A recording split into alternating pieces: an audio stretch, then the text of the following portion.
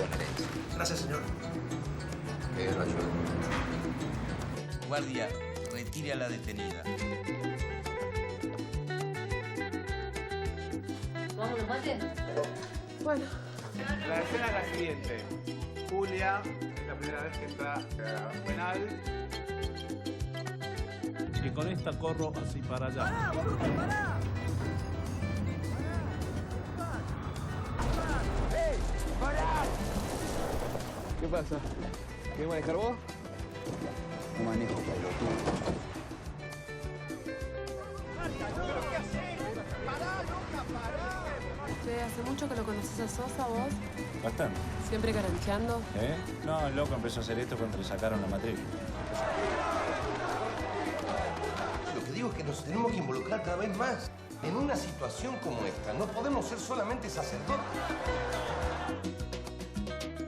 Tengo el recuerdo de una especie de continuado de películas que pasaban en Canal 7, que la programación era prácticamente durante todo el día estas películas, que eran todas películas argentinas, de la época dorada del cine clásico argentino. Todos estos días te he estado viendo sin fijarme bien en cómo sos. ¿Cómo soy? Muy linda.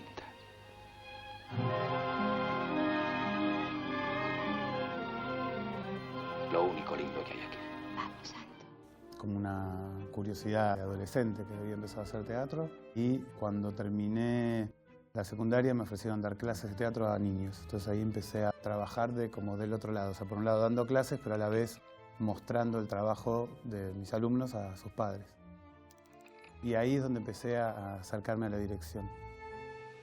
Me puse a averiguar dónde estudiar cine y entonces me anoté en lo que ahora es el ENER, que era el CERC, me anoté en la Escuela de Avellaneda y circunstancialmente pasaba que no corregían los exámenes y iba pasando el tiempo y ahí encontré que se abría la FUC, la Escuela de Manuel Antín, y entonces me llamé diciendo que quería formar parte de la escuela. Entonces Manuel Antín, que en ese momento tomaba las entrevistas a cada uno de los alumnos, me tomó la entrevista y debo ser de los últimos 2 o 3 que entraron ese año a la universidad.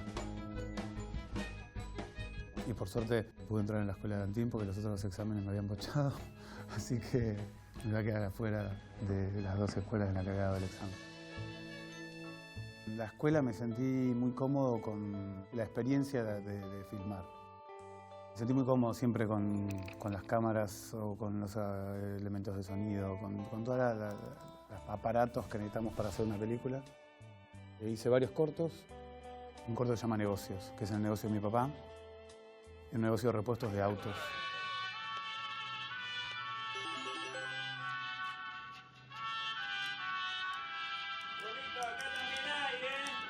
Ahí voy, Martín. Vení, Lobito. Sí, está Martín. Dame 2 ramperas de Prada. El corto era como la aventura cotidiana de los personajes en este negocio, que eran justamente mi padre, un empleado que no tenía en la vida real, pero que formaba parte de la ficción, que lo interpretaba Luis Margani, que es el Rulo después de Mundo Grúa, que era un amigo de mi viejo de toda la vida. Había un montón de personajes dando vuelta en el corto que tenían mucho que ver con mi grupo cercano, mi familia. Un corto que, por un lado, nos trae esta sensación como de muy cercano, pero a la vez era muy extraño, como el tono y el clima. Y sentí que era interesante para seguir probando algo por ahí.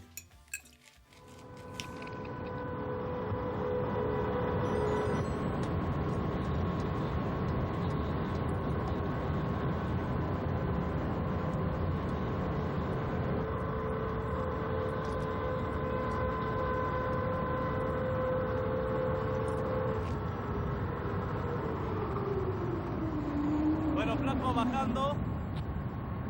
¿Quién habla? Luis, el Rulo. ¿Por qué? Y juguete mi turno, papá. Y empecé a escribir lo que era la segunda parte de la vida del Rulo en la ficción, que es Mundo Grúa. Y en el corto se veía que este negocio estaba en vías de extinción y que esta vida de estos personajes iba a cambiar muy pronto, que era lo que pasaba hacia fines de los años 90. Entonces Mundo Grúa de alguna manera era como el segundo capítulo en la vida del mismo personaje, que que en este caso intenta buscar suerte en el mundo de la construcción en lugar del operador de las grúas. Este es el laburo, Rulo. Dale, dale, dale. ¿Te parece? Vamos, vamos, dale. Bueno, Sin miedo, dale. va, Dale. Va, Dale, Rulo. Bueno, va. Eso. Despacito, Dale. No mires para abajo. Dale, cagón, seguí. ¿Le ves? ¿Y ahora qué hago? Volvé. Volvé, dale. Después hasta que te acostumbres, dale.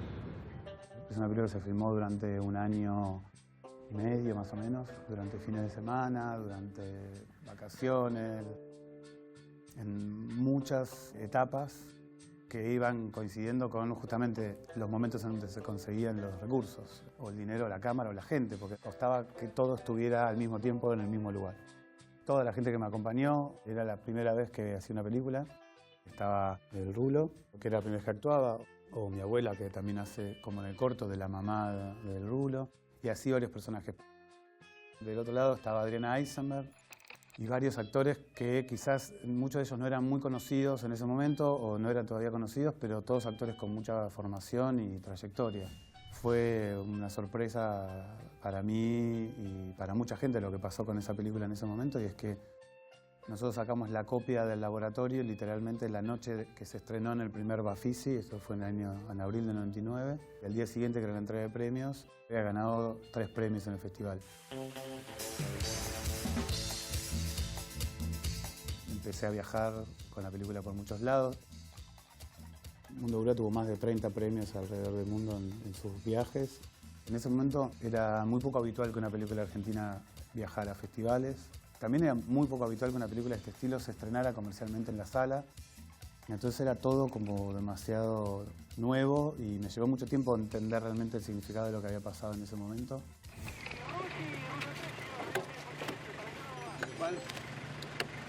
Mirá, esta Brownie 68 es personal, mía, ¿no? Yo te la dejo, cuando tenés la oficial me la devolvés. ¿Estamos? ¿Sabés usarla? No me apuntés a mí. Perdón, en la colimba alguna vez la usamos. A ver, guardala. Bien, no te vas a pegar un tiro en la bola, ¿eh? No, señor, no. Subcomisario Gallo. ¿Estamos? Muy bien. Fue una película que yo había pensado como la narración sobre esta línea de tensión que hay entre la provincia y la capital. Si estás en San Justo, en el conurbano, para la gente de la provincia sos de capital y para la gente de capital sos de provincia. Entonces quería hacer una película sobre eso, sobre ese lugar donde ni sos porteño ni sos de la provincia, y sos un bonaerense. Y después con el tiempo me di cuenta que una cosa que representaba muy bien a un bonaerense era la bonaerense, y ahí decidí reescribir toda la película convirtiendo al protagonista en un tipo que ocasionalmente se convierte en policía de la provincia de Buenos Aires. Abajo. Pero no toco el piso. No toco el piso, vamos. No toque el piso. ¿Le pasa algo? ¿Por qué me mira? ¿Le gusto? No, señor. ¿Señor qué? Sargento y tutor. ¡Abajo! El bonaerense en ese momento se suponía que iba a ser mi primer película, entre comillas, normal, o sea, con semanas de rodaje de corrido, con un presupuesto. 3, 4 días antes de iniciar el rodaje se conoció en las noticias el famoso Corralito y todo lo que sabemos de esa época del fin del 2001, por lo que la película tuvo que volver a frenarse y esperar un tiempo para poder ser filmada. O sea que toda esa realidad que nos tocaba vivir y que nos tocó vivir en Argentina, estabas acompañando el proceso de la filmación.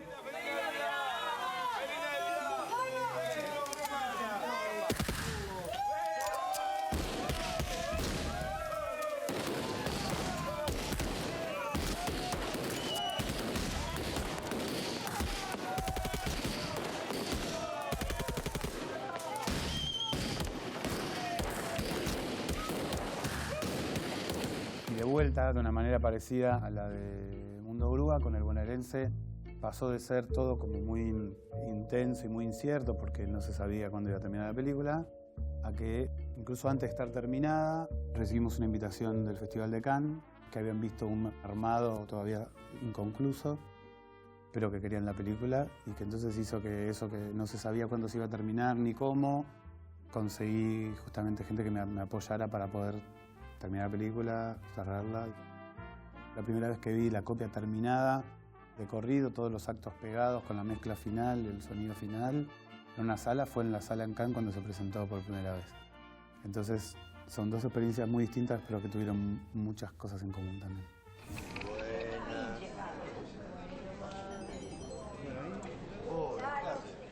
Hola. ¿Bien? Siempre me decís, vamos a ver la chica, chico. Por uno vamos. Quiero saber. Bueno, vamos todos. Vamos, subila.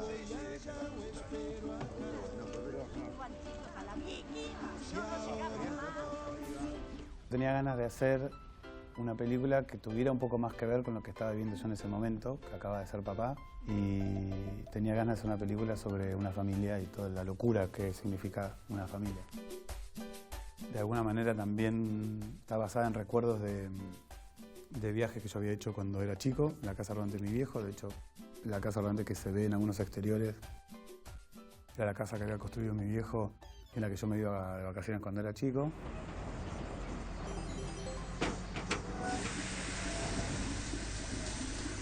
Gordo, la presión, por favor. ¿Qué pasó, gordo? ¿Qué sé yo qué pasó? ¡Vamos, empuje! ¡Vamos! ¡Apuren, apuren, chicos! ¡Ojo, tengan cuidado! ¡Fuerza, fuerza! Es una película que yo quiero mucho. Fue una película muy larga, creo que fuimos 14 semanas. Éramos un equipo también muy grande. Los personajes de la familia eran 12, de los cuales casi la mitad eran menores. Entonces en el viaje venían su familia o alguien que los acompañara, porque no podían viajar solos, por supuesto. Más todo el equipo técnico, más todas las personas encargadas de mover la cantidad de vehículos que teníamos que mover. Entonces había como un montón de cosas así que hicieron de Familia Rodante también una aventura de producción en ese sentido. Josefina, ¿te podés sentar bien, por favor? Mami, quiero ir adelante. Sentate bien, José. José, sentate atrás. Basta. José, sentate atrás. Pará, no le grites. ¿Y qué querés que haga? No, bueno, Sentate atrás. bien. Sentate ahí. Basta, Josefina.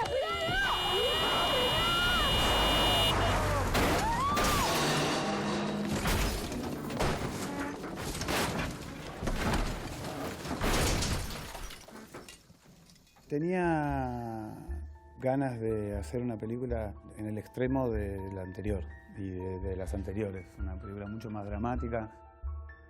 Es una película sobre mis miedos y la pesadilla que podría significar perder un hijo y también cómo tu vida se modifica o por el azar o por vaya a saber qué, de una manera que nunca habías previsto. Entonces esos fueron como los dos pilares sobre lo que después empecé a escribir y sobre los que nació, lo que ahora se convirtió en la película que es.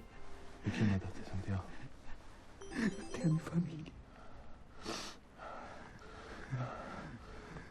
Maté a mi familia. ¿Qué familia? A mi familia la maté manejando. Yo la maté. Vos no manejás, Santiago. No manejás. Y por otro lado, también fue la primera película en la que trabajé con Martina y es un personaje que escribí pensando en ella, para el personaje de Mili. Y fue una experiencia que disfrutamos mucho y de hecho, producto de esa experiencia, escribí Leonera para que Martina hiciera el rol de Julia, que es la protagonista. Hola Julia, yo soy el doctor Jauregui, soy tu defensor oficial. Te voy a asesorar ante el juez y el fiscal que te van a tomar declaración indagatoria. Se te está imputando el homicidio de Nahuel Heredia y sabemos que las circunstancias que rodearon el caso son muy complicadas. Leonera nace, digamos, como la idea de una película que narra un crimen pasional, donde el centro era Julia y sus dos amigos. Y en el proceso de la investigación y con el paso del tiempo, descubrí que tenía que hacer esta película que empieza ahí. O sea, que empieza cuando esta otra película que nunca se filmó termina. Y fue un proceso bastante largo, porque también en el proceso de escritura Martina estaba haciendo visitas a las cárceles donde yo por otro lado iba a conocer a las mujeres y bueno, a entender un poco del universo. De repente Martina tenía sus reuniones con las mamás de los chicos en la cárcel y después nos juntábamos a la noche y yo le comentaba de las cosas que había investigado sobre lo que le pasa a los pibes o las charlas con los jueces. Entonces fue un proceso muy dinámico entre todo el grupo. La rusa, como Susana, la Pacha.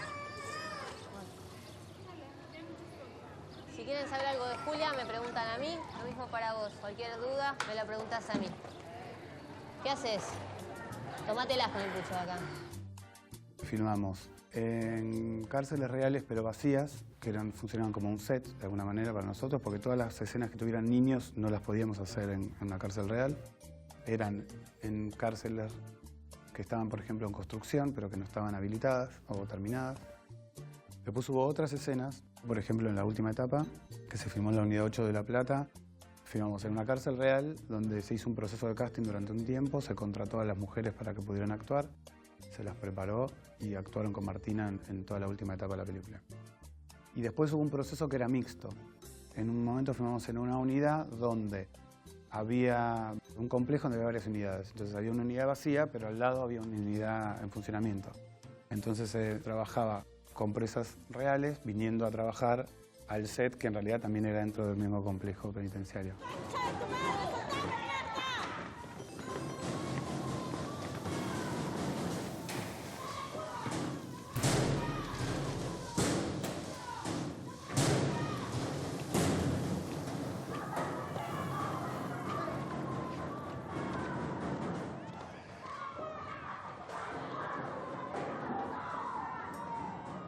Hay una serie de cosas, de papel, de vidrio inmenso, justamente para poder llevar adelante lo que yo quería, que era que muchos de los personajes fueran personas que o habían pasado por situación de cárcel o estaban en ese momento en situación de cárcel.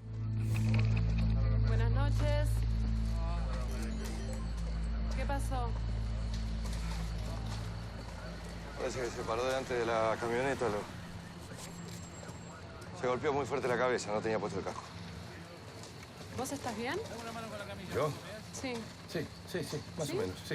¿Vos estabas manejando? No, ¿Chocaste? no, esto es otra cosa. A ver. Estoy bien. Perdón, quédate quieto. Carancho, aunque parezca contradictorio, surge como mis ganas de hacer una historia de amor. Y esta historia de amor así intensa que tiene como telón de fondo todo este mundo de los accidentes de tránsito y de la vida en las guardias de los hospitales. Y cómo a través de historia de amor, de vuelta, podés asistir y descubrir universos que parece a veces imposible de imaginar, pero que están muy cerca y son mucho más corrientes de lo que uno imagina. De hecho, con Carancho pasó, por ejemplo, que Carancho es un término de ficción que no existía y que en la misma semana del estreno se empezó a hablar de Carancho como si toda la vida se hubiera hablado de estos abogados de esa manera. ¿Te gusta trabajar acá? Sí, me gusta. Es mi trabajo, igual no voy a hacer guardias toda mi vida, ¿no? Claro, estás como esperando, aguantando. Puede ser. Yo también. ¿Qué estás esperando vos? ¿Un choque múltiple? El carancho es un bicho que se ve mucho cuando se manejan las rutas y es muy lindo, tiene un porte muy distinto, excepto porque está comiendo carroña al lado de la ruta. Entonces me parecía que representaba muy bien el personaje de Darín. ¿Sabés qué tomó? Tramadol y codeína, ¿Y por qué? para que no le duela. No entiendo, César. Yo después te voy a contar todo lo que pasó, ¿sí? Se paró. Ahora sálvalo. Se paró. Escúchame, agarra esto. ¿Cómo se paró? Cuando yo te diga, vas a apretar 2 veces. Dale, empezá. ¿Qué hago? Decime. Cuando yo te aviso, empezá a bombear. Y fue una experiencia muy linda y un desafío también trabajar con Darín, que es un tipo que admiro. Y para alguien con toda la trayectoria de Ricardo, a veces uno podría imaginar que llega al set así como, bueno, más de taquito, como se dice a veces, y es todo lo contrario. Se compromete mucho con sus personajes. Y era como muy contrastante tenerlo a Darín, que en ese momento justo estaba pasando lo de El secreto de sus ojos. Era uno de los momentos de mayor popularidad de Ricardo. Y nosotros filmando en el medio de la Ruta 3, con la gente tratando de que la gente no entrara a cuadro para abrazarlo. Mientras estaba compaginando Carancho, ya estaba escribiendo Elefante Blanco.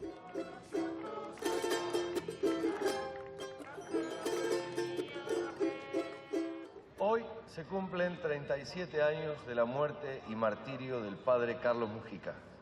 La villa es muy distinta a la de aquella época. Tenemos problemas nuevos, somos muchos más, pero estamos acá. Y en todos, absolutamente en todos, encuentro el mismo espíritu. porque estamos todos unidos. La historia de los curas que trabajan en la villa, que están un poco basadas a partir de experiencias que yo había tenido en algunos lugares. Yo cuando era adolescente fui a trabajar en villas que eran muy distintas a como están hoy en día. Y ahí conocí el trabajo de estos curas, que era completamente distinto al que hacen hoy. También era muy distinto el lugar que tenían dentro de la iglesia y socialmente eran muy diferentes. Entonces otra vez el mismo proceso de ir a las villas, de conocer a la gente, de acercarnos a los vecinos, que había momentos que era difícil porque los barrios eran más peligrosos o más complicados. Y gracias justamente al trabajo de los curas en estos barrios es que pudimos acceder a estos lugares. Y fue una película muy larga de hacer, una película también muy intensa en cuanto a la forma de producción.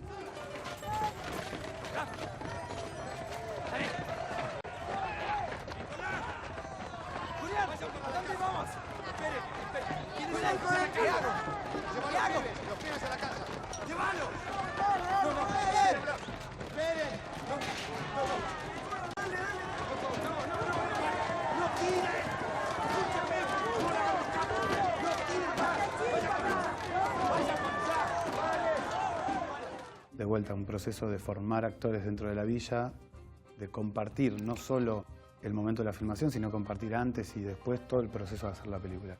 Porque en un momento cuando se empezó a hacer la película, por cuestiones de producción, la gente nos decía que teníamos que construir una villa, que no podíamos llevar a Darín o a los equipos o a todo lo que significa, todos los aparatos que se usan en una película, a la villa porque la gente del seguro no lo aprobaba, porque si entrábamos seguramente íbamos a salir sin Darín o alguno de los equipos.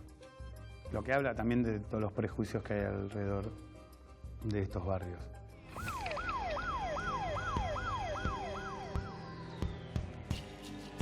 ¡Vamos, escuela!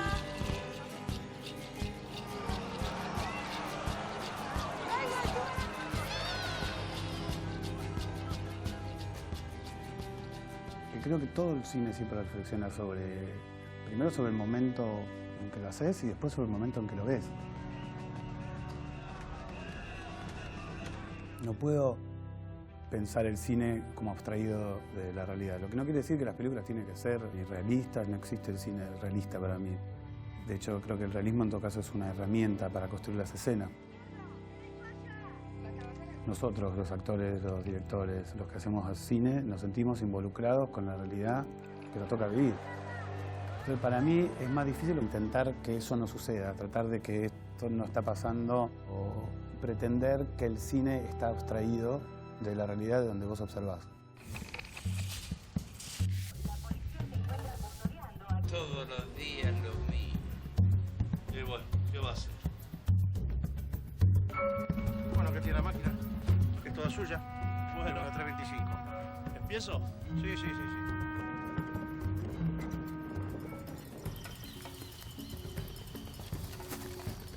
Escúcheme, Mendoza. ¿Cuántas veces quiere que se lo diga? Si sigue entrando así, lo van a matar. ¿Quieren parar acá? Sí, acá pararemos. Dale, ponete todos los días.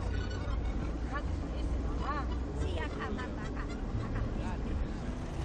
Te preguntaba por el rubio. No sé, te están llamando a vos. ¿A quién cagaste, Santiago? En este acto dicto la prisión preventiva para Julia Zárate, que se libre oficio al servicio penitenciario para su alojamiento.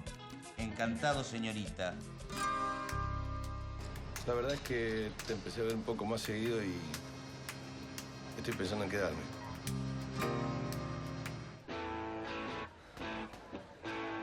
Dios te salve María, llena eres de gracia. El Señor es contigo. Bendita tú eres entre todas las mujeres y bendito es el fruto de tu vientre, Jesús.